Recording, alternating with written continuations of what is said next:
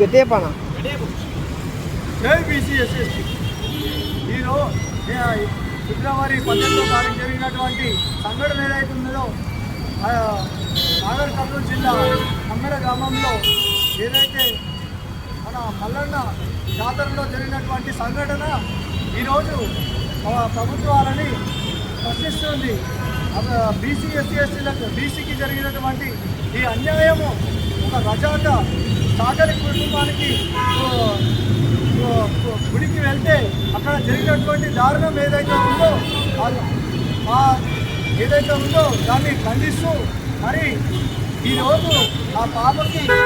శాంతి చేకూర్చాలని చెప్పేసి ర్యాలీ పెద్ద ఎత్తున కొనసాగించి జరుగుతుంది.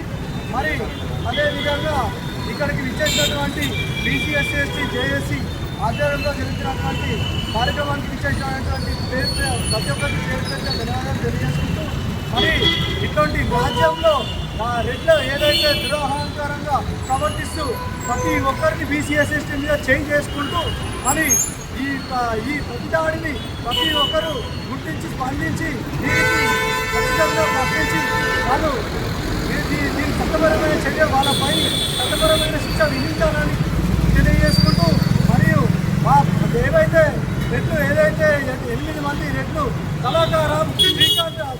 కళాకార్ రెడ్డి మళ్ళా శ్రీనివాస్ రెడ్డి సతీష్ రెడ్డి మధుకర్ రెడ్డి ఎవరైతే ఉన్నారో